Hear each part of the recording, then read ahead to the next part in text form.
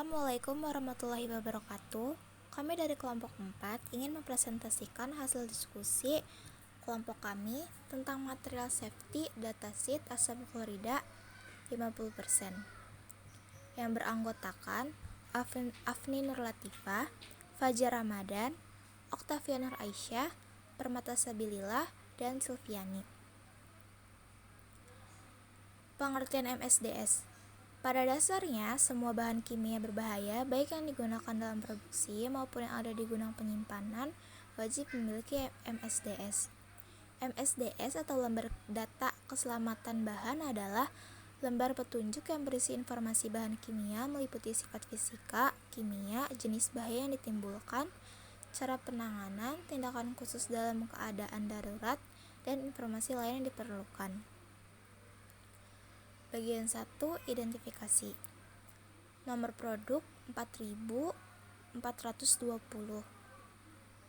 Nama produknya asam klorida 50%, formulanya HCl dan nomor CAS-nya 7647011. Kesehatannya 3, kemungkinan terbakar tidak ada dan reaktivitasnya tidak ada. Bagian 2, komposisi.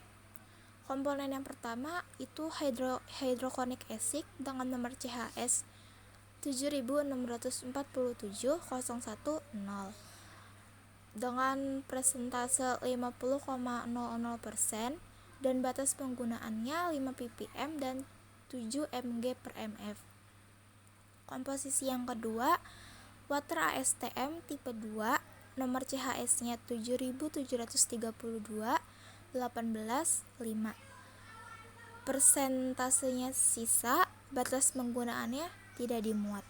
Kemudian bagian 3 yaitu pengenalan bahaya pada asam klorida atau HCl 50%, yang mana dapat menyebabkan iritasi dan terbakar, berbahaya jika tertelan, hindari uap ataupun asapnya, gunakan dalam ventilasi cukup, hindari kontak dengan mata, kulit, ataupun pakaian.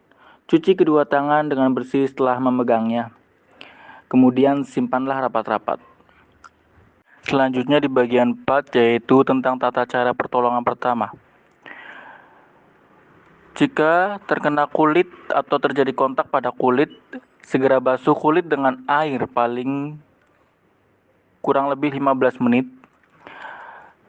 Kemudian jika terkena mata, basuh mata dengan air selama 15 menit. Kemudian buka, tutup pelupuk mata beberapa kali dan cari pertolongan medis.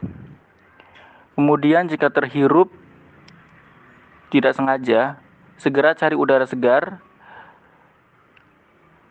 Jika tidak bisa bernapas, berikan pernapasan buatan. Dan jika masih sulit bernapas, berikanlah oksigen.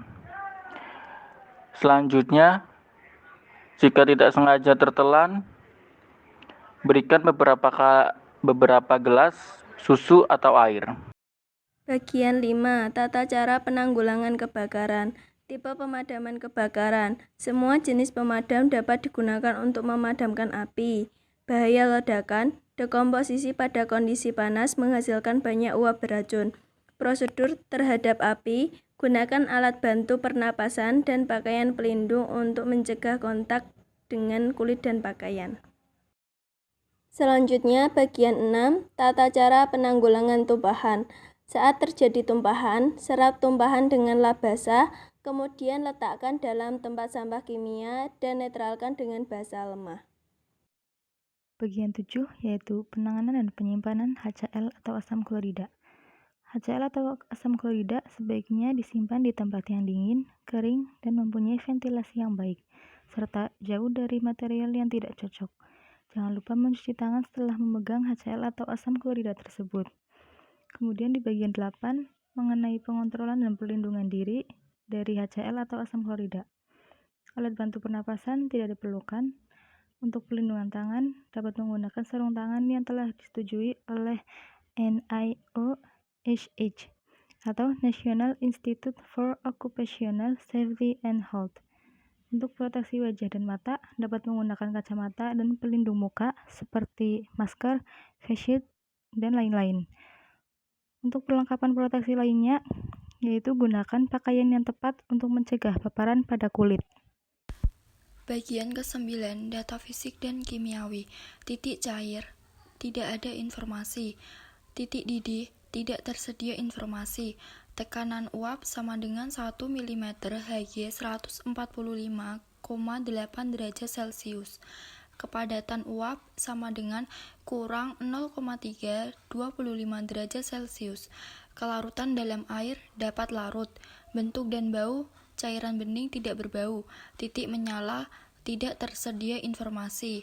Persentase volume stabil lebih dari 90. Persentase penguapan informasi tidak tersedia. Tingkat penguapan tidak ada. Temperatur menyala otomatis tidak ada. Jumlah minimum di udara terbuka tidak ada. Jumlah maksimum di udara terbuka tidak ada. Bagian ke-10, stabilitas dan reaktivitas. Stabilitasnya stabil, kondisi yang harus dihindari, hindari sentuhan dengan material yang udah cocok. Material yang harus dihindari, pengoksidasi, logam, basa. Produk dekomposisi berbahaya, asap HCl, hidrogen, klorin, CiOX. Bahaya polimerisasi tidak akan terjadi. Kondisi yang harus dihindari tidak diketahui.